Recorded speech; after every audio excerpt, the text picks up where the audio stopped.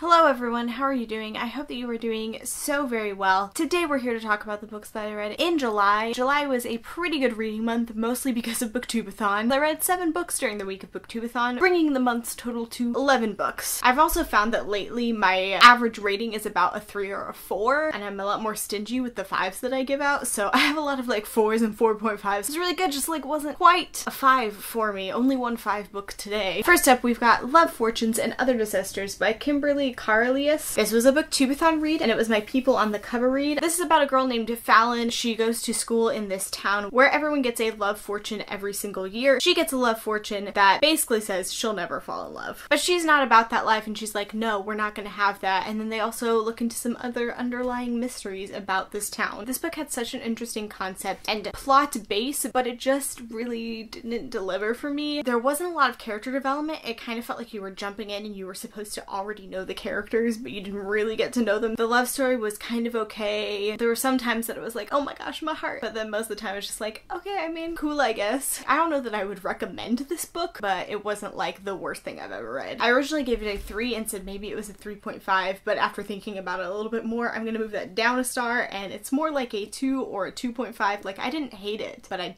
definitely didn't like it or love it. Kind of disappointing, but we move on. Next up is The Walls Around Us by Nova Rensuma. I think this counted as kind of a cover by or about characters that were very different from me. It was one of those. This book follows 2 different girls named Violet and Amber. Violet is a ballerina, and Amber is a girl in a juvenile corrections facility that Violet's best friend was sent to a couple years ago. It follows their 2 lives and the parallels of those 2 and how they intersect. And yeah, that's like really all I want to say about this book, because everything else feels kind of spoilery. This book was so confusing. I think it's supposed to be like beautiful and eerie and haunting and stuff, but it was just confusing for me most of the time. I was like, what's going on? I don't understand it. And like the ending was kind of beautiful, but also still very confusing. But if you like symbolism, if you like things being left unsaid and trying to figure things out on your own, and beautiful writing, because it is written very beautifully, you'll probably like this book. But if you're like me, you might get just very confused. It was not a book to be read very fast.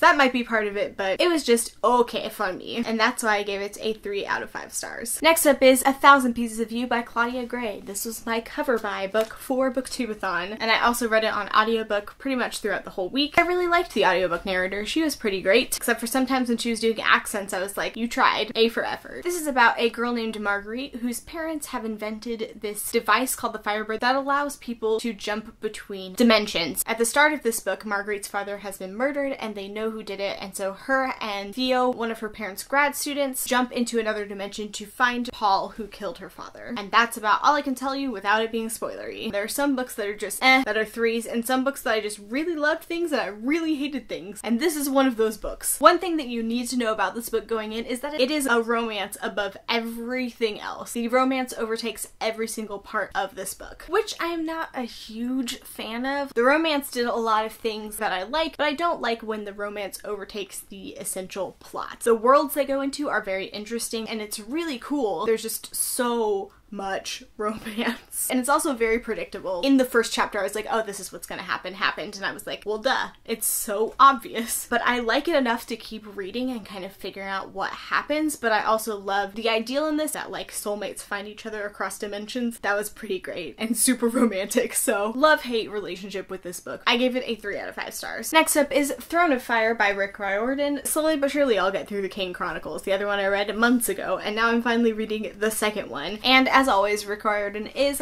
hilarious. His characters are so fun to read about, and it's just great. This is part of the Kane Chronicles trilogy, and the first book is about Sadie and Carter. Their dad has been involved in Egyptian magic a little bit. Through a turn of circumstances, they are inhabited by the spirits of gods, and they have to figure out how to deal with that, what to do with that, and there's just a lot of magic. If you've read Percy Jackson or any of his books, it's not like these people are kids of gods, they are just descended from pharaohs, so that's the difference there. It's just a lot of adventure and Egyptian magic and fun stuff like that. This book just continues on in that series. Can't say more about it without it being spoilery, so that's what we got. It's hilarious as usual. I love Carter and Sadie. They are phenomenal narrators, and Egyptian folklore is really, really interesting. I feel like I learned so much reading Rick Riordan's books. This is no exception. I'm excited to finish this trilogy, eventually. Next up is Why We Broke Up by Daniel Handler, art by Maria Kalman. I read this for Booktubeathon. I'm not sure which challenge it was supposed to fulfill, but I read it for Booktubeathon, yeah! It's about about a girl giving a box of stuff back to a guy and basically writing a letter about every single piece that is in that box that details why they broke up, and it's really just about their relationship. I know there's a lot of mixed feelings about this book, but I really enjoyed it. As someone who has never been in a relationship or been through a breakup, it was very interesting. Really, all you need to know about this book is that Min is fantastic and a really great writer, and Ed is the worst. I gave this a 3.5 out of 5 stars. Next up is Wires and Nerve by Marissa Meyer. This is a graphic novel that follows Aiko in between the events of the Lunar Chronicles and the last story in Stars Above. She is sent to Earth, and that's all I can say without spoiling the Lunar Chronicles. It's fine, whatever. I'm just gonna say this now. Max is gonna say something to me about this sticker. I'm sorry. I love this book so much, mostly because I love Aiko. Aiko is the best forever and ever and ever. It was super easy to read. This fulfilled a lot of challenges for me. Person on the cover, read in a day, read outside, just so many different things. And Aiko is just so sassy and so wonderful, and just everything that you want her to be in this book continued, and you just get to see all the favorite characters from the Lunar Chronicles, and it's amazing and wonderful and the best and so good. Read it. Next up is Exit West by Mohsin Hamid. This book was my hype book for Booktubeathon. It has been very hyped for me, and I was gonna make it my book in a day, but then I fulfilled that with Wires and Nerves, so it didn't have to happen, but I still read this in a day. This book is about Saeed and Nadia. They are a young couple in love, but there's a war that's going on, so because of that they decide to leave their country to become refugees. There is a special, specific way that they travel that is unlike anything that I have ever read. That's all I'm gonna say about it. This book was very beautiful. I really enjoyed it, and I think it's a really interesting commentary on refugees and what makes people leave their country and all of the things surrounding that. It's written very simply, but in a way that conveys a lot of emotion, and I really enjoyed it, though not as much as most everyone else that I know. I gave this a 4 out of 5 stars. Next up is When Dimple Met Rasheed by Sandhya Menon. This book was so cute. It follows Dimple and Rishi. Rishi's parents have told him they think that he would be a good fit for this girl, so he's like, I'll go to this coding camp and meet her. Dimple is on the opposite side of the spectrum. Her parents haven't told her, and she thinks that she's going to this coding camp to really show off her coding skills and possibly meet her hero of coding, and she is so pumped. And then they meet and don't necessarily hit it off right away, but they try to figure out maybe if they would be good for each other or not. First of all, women in coding is so incredible. Dimple was a huge feminist, and I loved that about her, and she really spoke so many truth bombs. So good. And Dimple and Rishi are both Indian American. That's a culture I don't know a lot about, so I feel like I learned stuff from this book. It was just adorable. My babies, my babies. The one thing that I was not as much of a fan of is that there was not enough conflict in this book. I found out that I need angst, and I need it to be a relationship that doesn't happen right away for me to like it a lot. And that is not what this book was at all. So that was the main thing that I was like, this book would be so good and like perfect if not for that. It's still so cute, would still recommend it, but that is the one like tiny thing. I gave this a 4.5 out of 5 stars. Next up is Love and Gelato by Jenna Evans Welch. This is about a girl whose mom dies, and she sends her to live with her dad in Tuscany, who she's never met. Then someone gives her a journal of her mom's, and she kind of sees how her life in Italy is mirroring her mom's, and tries to find out more things about her mom through this journal. This book was so cute. It was so cute. I love the romance in it. I loved all the journeying through Tuscany. I loved that the main thing wasn't the romance. So many things. This was a book I read for Booktubeathon, I think also for a cover by. I don't really remember all the categories, I'm sorry, but this was adorable. It just made me want to go to Italy, made me want to go to Florence, made me want to do all of the things. I don't know what else to say besides that it was really cute, and it was a great moving plot with her following in her mom's footsteps and just everything. It was so good. So good. Next up is This Savage Song by Victoria Schwab. This follows two different characters named Kate and August. Kate is the daughter of a man who controls half of Verity, and August is the son of a guy who controls the other half of Verity. August is sent on an undercover mission to get to know Kate at this school, and then lots of things start happening. One main thing to know about this world is that there are monsters. Every time an act of violence is committed in some way or form, a monster is birthed, and that's the world that they live in. I really enjoyed this book and how it played on morality. It was such an interesting concept and world to live in and read about. You should definitely read this. I'm excited to read the sequel because it is a duology and it's just really great and super interesting. I gave this a 4.5 out of 5 stars. Next up is A List of Cages by Robin Rowe. This is about two different boys named Adam and Julian. Earlier in life, Julian went to stay with Adam whenever his parents died, and then an uncle takes him away and Adam is left wondering what happened to him, and then they cross paths later in high school, and Adam just does everything that he can to bring Julian into his social circle to bring him into his group of people, and it's just really beautiful. It's a lot about the beauty of friendship and how friends will do things for each other and sacrifice things for each other. It's just really beautiful. Trigger warning for abuse in this book, especially towards the end, so be warned of that going in. It is a really beautiful and sad and heartbreaking story, and I loved it, and everyone should read it. I gave this a 4.5 out of 5 stars. Last but not least is the 5-star book of the lot, Geekerilla by Ashley Poston. I got it at Barnes & Noble with a gift card, and I was like, cool, I'll read this sometime. Started it at like 7 p.m. one night and finished it that night at 11. It's a short book, it's fine. This is about a girl named Elle, and she is a self-proclaimed geek. She is a very big fan of this show called Starfield. They are getting ready to do a movie of it, and they cast this guy that she does not like at all, and she was like, excuse me, what? But she wants to see the movie still and wants to go to this convention, but then she sees that there is a cosplay contest, and that person wins tickets to the opening night of the movie, and she's like, I need it. It also follows Darian Freeman, and he's the guy who has won the role in the Starfield movie. He is actually a very big fan of Starfield, but nobody knows it. And the two of them end up communicating in an unconventional way, and they don't know who each other is, and it's just a lot of cuteness following from that. It's like a Cinderella story mixed with a lot of nerdy stuff, and it's just beautiful and amazing and the best. I love fandom books that don't have to do with a fandom that actually exists, if that makes sense. And it's just such a beautiful picture of fandom and of someone who is a fan of something and how passionate they are, and they go to a con, and it's about friendship, and it's so good. It's so freaking good. If you love Cinderella at all, if you love fandom culture at all, you will love this book. And that's it. That's all the books that I read in July. All 11 of them. Wow, so many books. It's fine. Let me know down below if you participated in Booktubeathon and what you read, or what your favorite book of the month was. Thank you so much for watching this video, and I'll see you next time. Bye.